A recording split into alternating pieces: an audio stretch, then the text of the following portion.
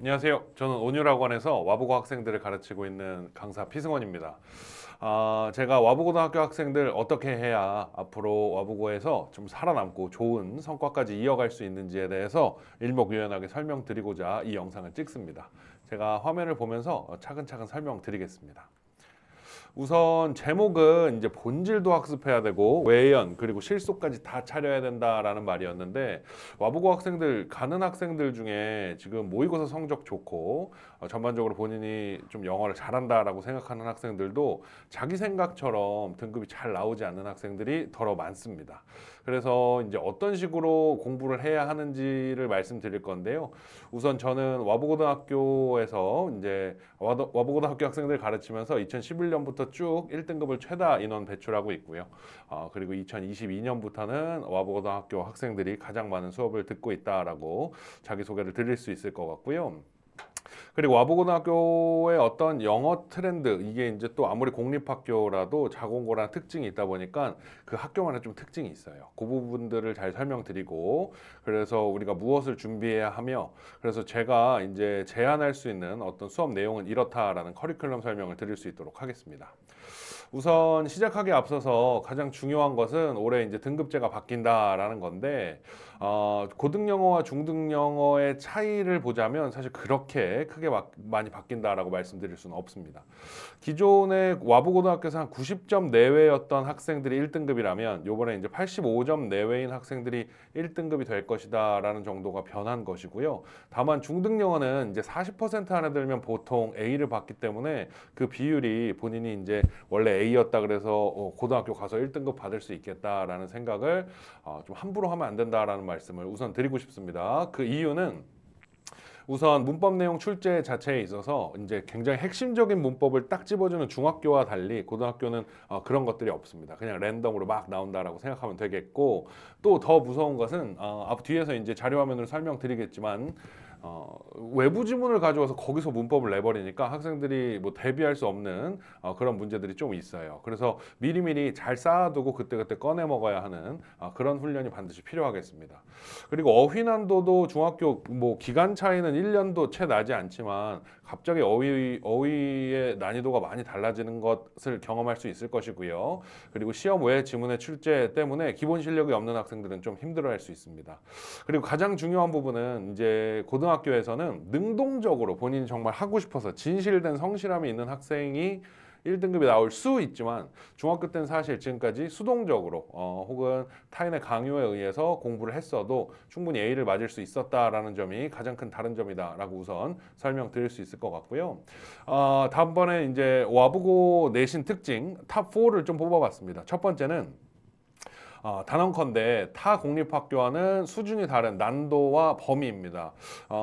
굉장히 유명한 고등학교의 견주어도 사실 뒤지지 않을 만큼 난도가 높은 수준이라고 말씀드릴 수 있겠는데, 2021년 정도까지는 1학년이 고3 교재도 좀 사용했었어요. 근데 2022년부터는 2학년 수준의 부교재를 좀 사용하고 있고, 2학년 때는 수능과 평가원 자체가 시험범위입니다. 그리고 3학년 때는 그 당해 수능 연계 교재로 수업하는 모습을 알 수 있고요. 그리고 두 번째로는 난도뿐만 아니라 시험 범위도 정말 많습니다. 우리 관내에 시험 범위 2위 학교랑 직접적 텍스트 수만 비교해도 두 배를 훨씬 뛰어넘는데 제가 이제 두 배 차이라고 써놨습니다. 그리고 덕분에 사실 기대할 수 있는 효과도 있어요. 학생들이 글을 많이 읽다 보니까 실력이 느는 속도도 다른 학교 학생들보다 훨씬 빠르고, 수능 대비 측면에서도 아주 훌륭하다라고 말할 수는 있겠지만 정말 고생스럽다라는 그 이면을 좀 기억하고 있어야 될 필요가 있습니다. 지금 그렇게 잘한다는 학생들 모아놨어도 2024년 1학기 등급컷 보시면 80점대 후반에서 80점대 중반 정도라고 확인을 할 수 있겠습니다. 자, 그리고 이제 두 번째는 출제 핵심에 대해서 좀 얘기해드리고 싶은데요. 이게 우리 수능 뭐 비문학 풀듯이 인지 과부하를 시켜버립니다, 학생들에게. 배운 내용과 관련된 아주 수준 높은 일치 문제를 낼 때도 있고, 지금 이제 자료 화면에 떠 있는 문제는 이 뒤에 제가 네모를 쳐놓은 부분이 지문에 추가된 부분입니다. 그래서 지문에 추가된 부분을 너가 이제 추론할 수 있겠니를 물어보고 있는데, 학생들이 기존에 배웠던 내용으로만 풀려 그래서 오히려 더 어려워했고, 그래서 참 굉장히 상위권인 학생들도, 심지어 영어 전교 1등인 학생도 틀렸었던 문제다라고 소개드릴 수 있겠습니다. 그리고 두 번째는 범위 내용과 관련해서 이제 뭔가 추론하고 일치하는 문제를 내는데요. 이를테면 진화론 관련된 설명을 해주고 저 네 가지의 부리 종류를 보고 추론하세요 라는 문제가 나올 때도 있습니다. 2021년 문제지만 정말 인상 깊어서 제가 한번 가져와 봤습니다. 이 정도를 이제 잠깐 화면을 멈춰 보시고 학생들하고 이제 여기 있는 것들의 단어를 모르는 게 있나 한번 세 보시면 어휘도 얼마나 중요한지 알 수 있을 겁니다. 그리고 다음번에 이제 2-2번 인지 과부하인데요. 두 번째 인지 과부하가 되는 이유는 지문의 원전을 그대로 가져와요. 원래 길었던 문장인데, 원래 길었던 지문인데 더 길게 만들어서 반대되는 관점을 제시하고 거기에 있는 빈칸을 추론하게 만드는 그런 요번 2024년 1학기 2학기 중간 문제였습니다. 그리고 일부 맥락만 변형시켜서 빈칸을 뚫어놓는 경우, 일부 맥락만 변형시켜서 이제 이용이 어떤 주제를 맞춰라 하는 경우가 있기 때문에 시험에 들어가서 꼼꼼하게 읽어보지 않으면 큰 코 다치는 경우가 종종 있었다라고 말씀드릴 수 있겠고요. 세 번째는 어법 자체가 좀 까다롭게 나오는데, 사실 아주 치사하게 나오진 않고 수능 수준에서 나오는 건 맞지만 뒷부분에 내용을 한 번도 배운 적이 없는 부분들을 가져와서 거기다 문법을 뚫어버리기 때문에 기본적으로 아주 기초부터 문법이 성실하게 잘 쌓여있지 않은 학생은 조금 힘들어할 수도 있는 문제들이다 라고 말씀드릴 수 있겠습니다. 그리고 그 다음 부분은 사실 이번 교육 개편과 발맞추어서 와보고등학교가 서술형을 좀 늘리는 추세인데요. 지난해부터 그 추세가 뚜렷합니다. 다만 학교에서 어떤 내용을, 어떤 특징적인 문장을 영작으로 나오겠다 싶은 문장을 낸다면 누구나 대비할 수 있겠지만, 원래 전혀 그런 기미가 없는 문장을 선생님이 어떤 강조점을, 문법적 강조점을 추가해서 문제를 내는 모습을 볼 수 있겠고, 지금 자료 화면에 보여드리는 경우도 이때 강조 구문이 원래 전혀 뭐 상상도 할 수 없는 부분에서 이때 강조 구문을 뚫었었습니다. 근데 재미난 건 밑에 이제 제시된 조건에 it이 없었다면 오히려 부정어 도치를 써야 됐기 때문에 어떻게 내서도 좀 어려운 문제다라고 말씀드릴 수 있겠고, 그 다음 부분은 A라는 부분을 읽고 이제 5.5m까지 잠수를 했는데 본인의 키가 1.7m였기 때문에 이 부분을 비교 구문을 사용해서 글을 쓰게 만들었는데, 주어진 조건에 as 원급 비교를 이용한 as도 있고 비교급 비교를 위한 than도 있기 때문에 학생들이 제한 시간 안에 궁리를 해서 써내기가 굉장히 어려웠던 문제다라고 말씀드릴 수가 있겠습니다. 그래서 우리가 도대체 뭘 준비해야 되나, 그래 어려운 건 알겠다, 뭘 준비해야 되나 말씀드리면, 우선 첫 번째로 학생들이 인지적으로 과부하가 왔을 때 본인의 해석을 신뢰할 수 있을 정도로 해석할 수 있어야 됩니다. 이거는 이제 독해력하고는 다르고요. 내가 읽은 게 이런 뜻이 맞다라는 확신을 가질 수 있을 정도로 구체적으로 내가 이 문장을 설명할 수 있을 정도의 구문력이 필요하고요. 두 번째로는 이제 그 해석한 내용을 가지고 사고할 수 있는, 강민재 선생님께서 늘 말씀하시는데 생각하지 않으면 공부하는 게 아닙니다. 글을 읽고 그냥 1차원적으로 해석만 해서 풀 수 있는 문제는 더 이상 출제되지 않습니다. 세 번째는 아주 기초부터 시작한 어법인데, 때때로 제가 와부고등학교 이제 진학하는 학생들을 대상으로 아주 기초부터 문법을 진행하는 것에 대해서 조금 질타를 받을 때도 있었습니다만, 언제나 그게 옳았다는 것을 증명해 왔습니다. 아주 기초부터 본인이 답을 맞히기 위한 문법 공부가 아니라 이게 왜 이렇게 되는지 설명까지 할 수 있는 문법 공부를 시키도록 하겠습니다. 그리고 마지막으로는 뭐 아무리 강조해도 지나치지 않은 어휘력입니다. 밑에 잘 읽어보시면 얼마나 중요한지 제가 강조할 필요가 없다는 걸 알 수 있을 겁니다. 자, 그래서 이제 우리 온율이 제시하는 와보고 최상의 커리큘럼인데, 제가 매년 리뉴얼하고 있고 매년 갈고 닦고 있습니다.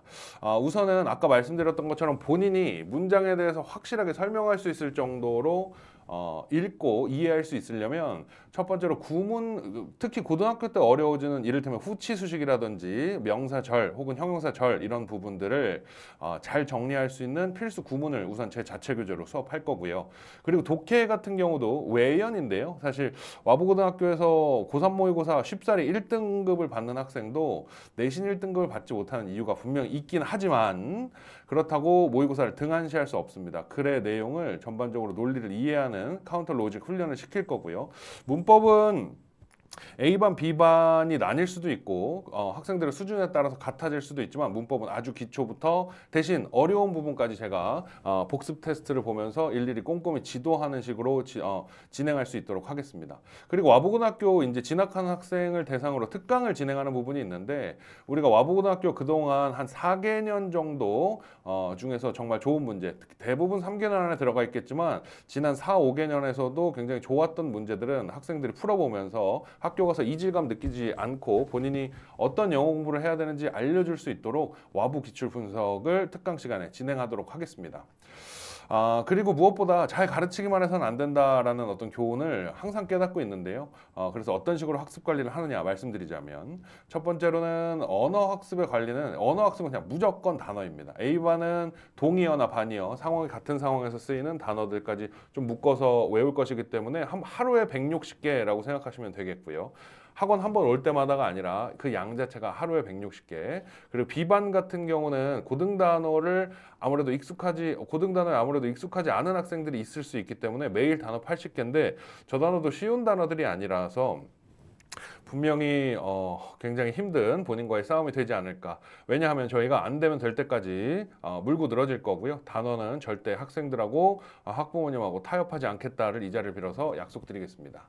그 다음에 이제 수준별 개별 독해 과제인데요. 좀 어려운 과제, 어려운 수준으로 최소 고2 수준으로 하다 보니까 아직 고1 수준이 꽉 안 차 있는 학생들은 개별 과제를 통해서 본인이 연습할 수 있게 할 거고요. 그리고 세 번째는 아까 봤던 문법 문제, 그러니까 문법 수업에 대한 어떤 복습 시험인데요. 어떤 배운 기본 내용에 대한 기초부터 그리고 심화되어 있는 어려운 문제 본인이 설명할 수 있을 때까지 물어볼 거고 영작까지 시키면서 계속적으로 문법 복습 시험을 통해 체크해 나가겠습니다.